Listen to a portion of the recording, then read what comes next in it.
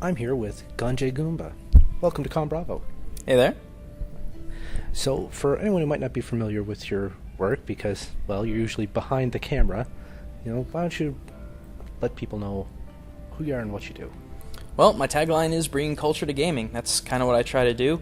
I take different snippets of games, old and new, mostly old though, and I talk about all of the different cultural relevancies and references and how they are integral, how they relate to other parts of the game, or how they're just really, really cool.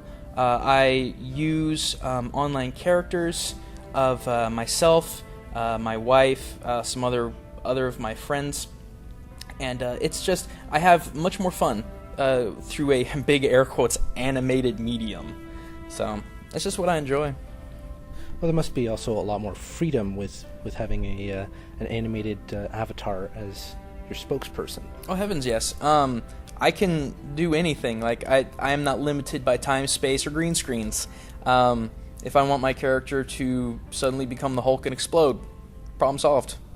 So that's one of the reasons why I like to use an animated medium, is because I have the option to do anything. How did you get into this? Well, way back in the day, in my college days, when I was obsessed with World of Warcraft, I tried doing machinimas for a little while. Before that, as a kid, there was a little Spider-Man movie maker that I had access to. When I went to Japan, I tried to make another show called Gaijin Review, which talks about life as a foreigner in Japan, the life of that while currently being in it. I just didn't get off the ground because I couldn't find a smaller audience to build up from. And so when I came home, I had I applied to different jobs, mostly Japanese companies, and I didn't have the experience. There's always reasons, and it's the same story for a lot of people my age. But I said, forget it. I'm gonna try and do my own thing, and I knew I wasn't gonna make any money starting off anyway. But it's something that I was very passionate about. I'm very passionate about teaching. I'm very passionate about culture and language. And very few people have been using tangential learning to this extent when it comes to video games. So I figured, why not? A problem, well, somewhat, that we see is that games will be made for the Japanese market. Mm-hmm.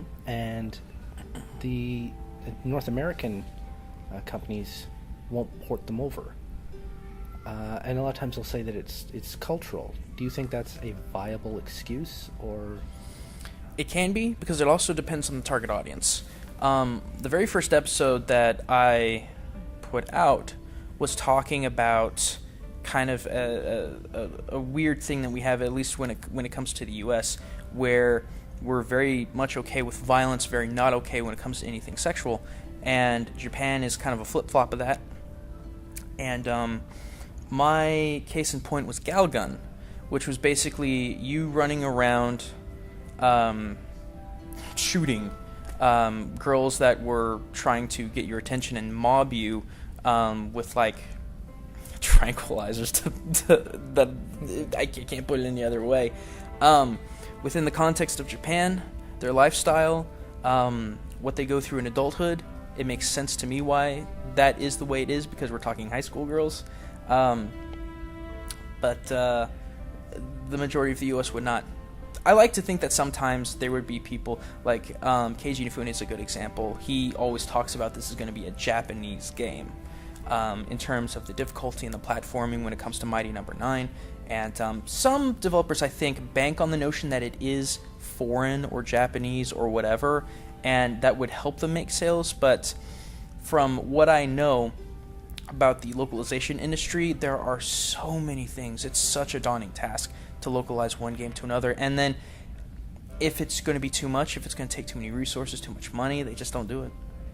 We mentioned Mighty Number 9, Mm-hmm. which a lot of people see as an unofficial Mega Man game. Mm-hmm. Why do you think, say, Capcom America or North America didn't do anything for the 25th anniversary? They're just kind of allowing this character to languish over here when he has such a following. Because the heart of the mind and the heart behind the character is gone. When Keiji left, and this is all presumption, because I don't know, But when he left, he took the spirit of Mega Man with him.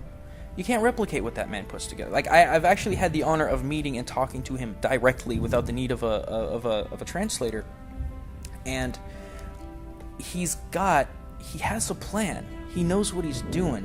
He knows exactly what he wants to do with a character who is a boy robot in a world where humans and robots coexist. That's something that's very, very hard to synthesize.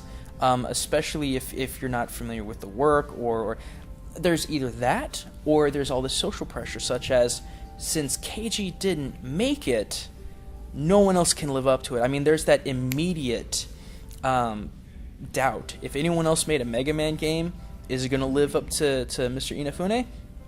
A lot of people would probably say no, just because of who Mr. Inafune is.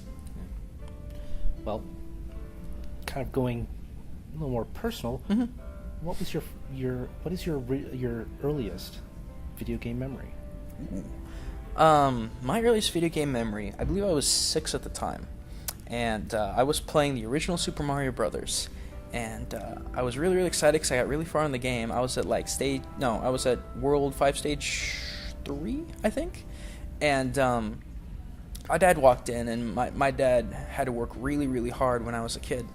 And I looked at him and said, "Hey, Dad, I'm in World 5 Stage 3."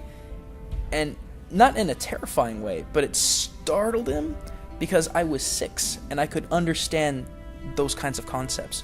World, sub-worlds, I mean, it's basically mathematical, breaking that down. So that's one of the happiest memories that I have, because it was one of the first times where I could show him about the educational prowess that video games can have. Do you think maybe some companies should start using video games more to bridge these cultural divides? I mean, America is very insular looking, and with the new globalized market, they could be learning more through kind of a back door. Mm-hmm. So do you think maybe companies should start thinking about trying it? At least when it comes to education, definitely. Because I personally do not believe, at least when it comes to the American education system, it does not work.